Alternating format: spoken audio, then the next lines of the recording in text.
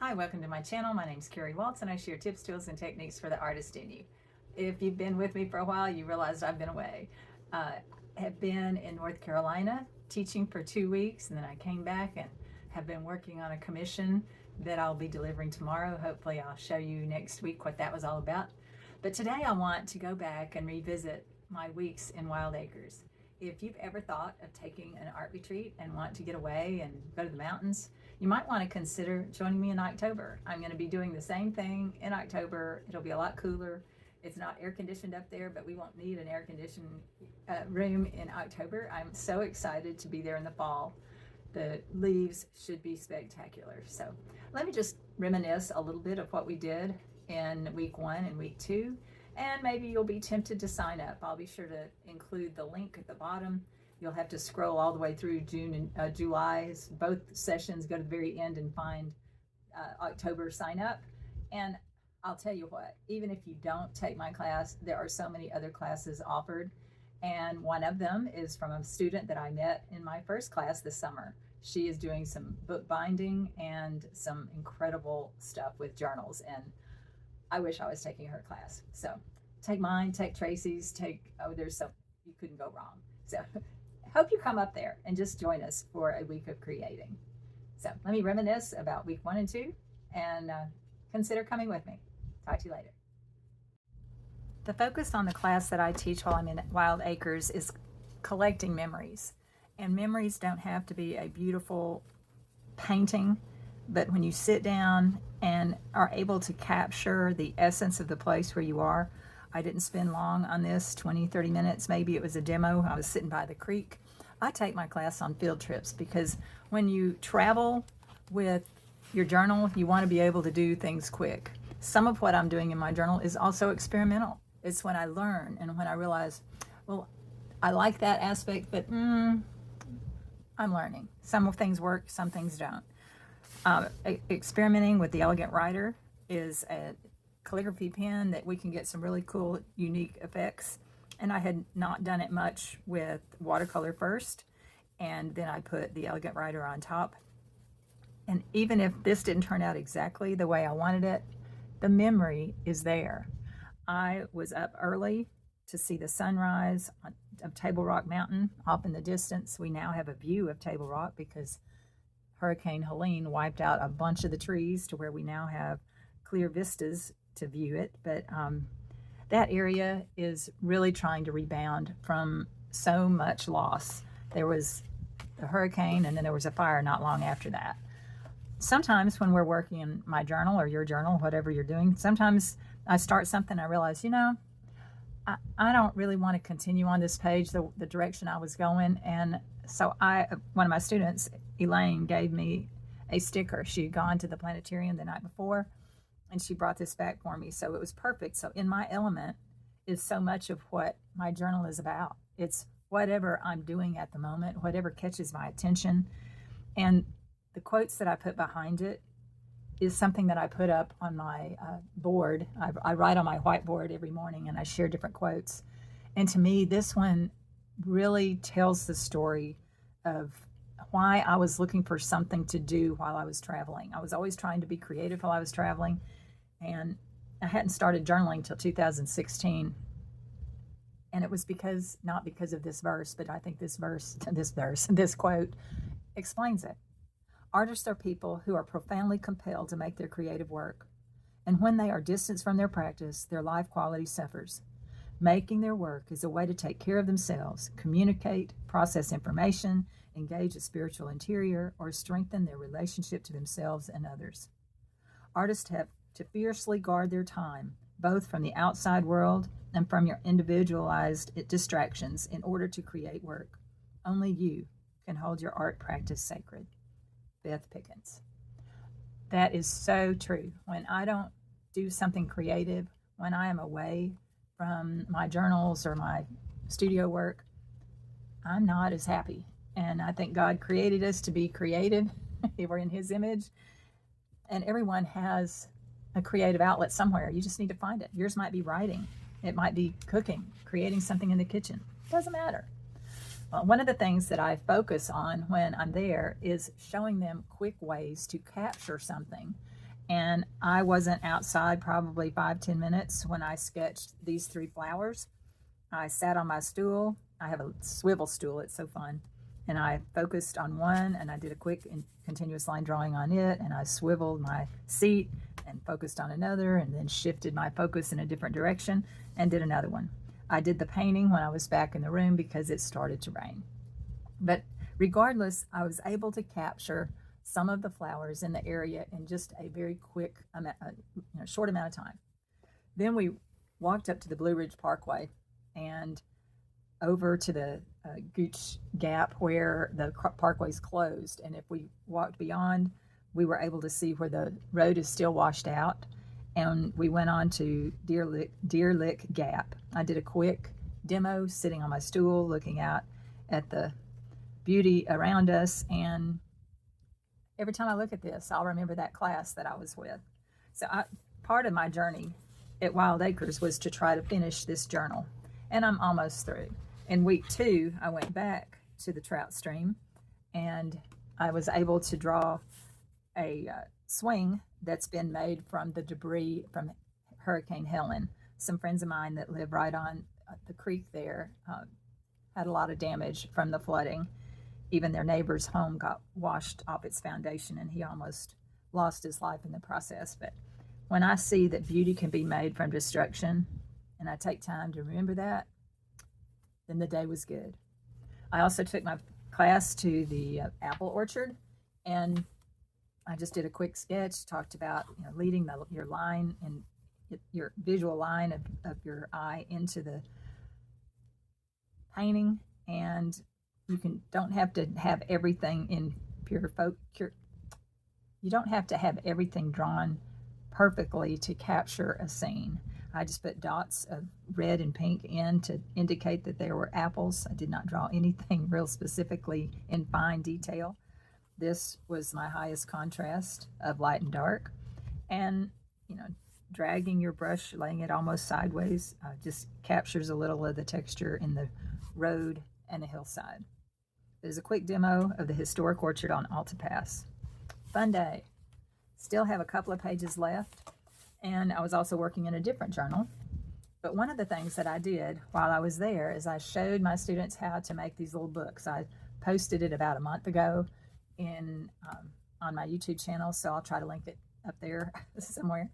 And I had a larger piece of watercolor paper that I made this one out of, and this was also watercolor paper, so it's a little thicker than this. This, I believe, was 90-pound watercolor.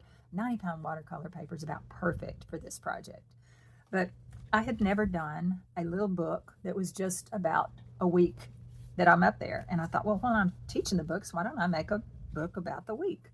So I did. So I folded the watercolor paper and glued it to in between so that the pages would be secure. And I documented my week. And this would be a great way to document a short vacation or someone's birthday. You can write a little book. It's just, there's just unending ways that you could use this. And one sheet of paper plus some scrap paper for the cover. Had a sticker, Wild Acres Retreat Center, Little Switzerland, and the name of the event that it's also going to be in October is Wild Acres Art on the Blue Ridge is what you would look up. Art on the Blue Ridge. This is session 1. And these are my students. I don't know if they want you to see their name. Anyway, I'll cover that up. In the fall, in the spring, we were there in July, but can't wait to see this in the fall. They have some beehives out there. And this was a view from Amy's garden. And I love quotes. And these are 2 quotes and some of the flowers that I saw in the area. And this looks a little odd. And this is when not all things you paint turn out as the way you wanted. But if you're not sure your painting turns out or people can tell what it is, well, then just outright tell them what it is. Standing on the bridge over Armstrong Creek for a shadow photo. So this was my class that week, standing there. And this is the shadow of the bridge that we were standing on over the creek. So even if the picture doesn't turn out right or the way you anticipate, again, the focus is the memory. And when people can embrace when something goes wrong and keep going, that's what art's all about. Jack of all trades, master of none, better to be than the master of one. I learned that from Tracy. She was one of my students. And most of the time, all you hear is this: Jack of all trades, master of none. Well, that leaves you kind of on a negative, but it really is better than to be the master of one. I can imagine what life would be like if each of us knew only one thing, how to do one thing. Wouldn't that be crazy? All right, this was a cool story. I call this the John 3:16 tree. One of my students, well, two of my students were having some things at home that almost took them away, and they almost had to leave. But they are true believers in God's grace and God's mercy, and one of them was sharing with another lady that was there, and they saw an opening in the clouds that is shaped like a heart, and they were just commenting on that. And all of a sudden they looked at this tree, and there was a cross lit up in the tree. And John 3:16 happened to be a very specific, special verse for one of the ladies. And she didn't have her phone with her, but her friend that she was talking to did. And so she said, please take a picture of that for me. And when you look at the picture, guess what time it was? It was 3:16 in the afternoon. So that just had to go in my journal. And it's just a memory of how we're reminded every day, if you look for it, that God loves us and wants us to be aware of his presence. All right, because the parkway was closed, we went up and walked through the tunnel. Where the road was washed out is right out here, and then the lookout that I showed you a minute ago was beyond the tunnel. And we sang songs in the tunnel, even row, row, row your boat and around. It was so fun. And this part was done in gouache. Sometimes I work in gouache and sometimes watercolor. And then I sealed this with coal wax so that it wouldn't reactivate. But taking the time to do something you'd never be able to do before. I mean, who could go walk through a tunnel and not worry about traffic? Well, the road was closed, so we wouldn't have traffic. So we went up there and we sang. And the acoustics in a tunnel are quite good, I have to say. Well, when I get my pictures back from some of our gatherings, I'm going to put a picture of the class there, and here's another sticker. So I decided I would use the spine to actually label it like a book. Wild Acres Week 1, July 2025. And I thought, I wish I'd have been doing this all the time. I didn't know how to make this book years ago. And so I thought, well, if I did it one time, I've got to do it again. Well, I was working on other things the first part of the week, and it was, I believe, Thursday when everybody leaves on Saturday. It was Thursday when I actually started this book. So, but I just had to have it done. On Friday nights, we have an art walk, and everybody walks through all the other studios to see what everybody else has been doing during the week. Well, I got some stickers at the Apple Orchard. I love coffee and I love the mountains, so that one had to go. Wild Acres on the Blue Ridge. I showed them how to make water droplets, so I decided to add that in there too.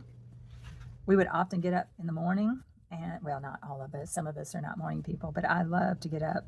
And like I said, now that there's more vistas to see out, this one is right by the flagpole. There's Table Rock Mountain, and the sun came up right about there. Be someone who makes someone else look forward to tomorrow. I'm not sure who wrote that, but that's a nice way to think of the day. This is down near the beehives, and there were all sorts of wildflowers down there, and I just wanted to get the effects of a lot of wildflowers, so I just splattered, and that was good enough for me. Where flowers bloom, so does hope, Lady Bird Johnson. This is back at the Armstrong Creek. This is the view that I painted for the other class, and we were down there again, and I enjoyed it so much. I thought, well, I'm just going to paint this again. It's a special place for me, and Jane and Clay are dear friends. At the apple orchard, it rained a little bit, and there were water droplets on the apples, so I wanted to include that. And Greg and Michelle were other instructors. Greg Barnes and Michelle Held, they had their classes out there as well, and they were plein air painting. This is just a collection of some of the journals I took with me, and I had to quote one of my students. The best thing about journaling is you don't have to mat it, frame it, hang it, or worry about it. Thank you, Sherry. and you can splatter it. One of my students noticed some lichen in the tree. This is actually larger than life size. The lichen he saw was maybe this big. It was teeny, teeny, tiny. He wanted me to demonstrate how to paint it, so I did that for Cliff. So that's Cliff's lichen. And I'm going to save this for a class photo, and that was a that was a sticker that I got. I miss my cats while I'm gone. So, but you know, the thing is, this doesn't take that much room. It was the cost of a sheet of paper, plus a little bit, you know, with the stickers and stuff. But this is something that you can do, that you can share, that you can do with your kids, your grandkids, niece, nephew, whatever. But capturing memories, when you take the time to slow down and look at the world around you, just be quiet, take in the fresh air, the birds singing, and thank God for the day. It's a beautiful day. So I would love for you to consider joining me and let me share with you some of the ways that I can travel light with watercolor and gouache. I can capture memories, whether in journals like this or other bound journals that you buy at the store. It doesn't matter. You do what the journals are personal. You do the journal for you. And of all the art that I do, my children want my journals. So anyway, thanks for listening. Hope you have a wonderful week, and I'll see you next week.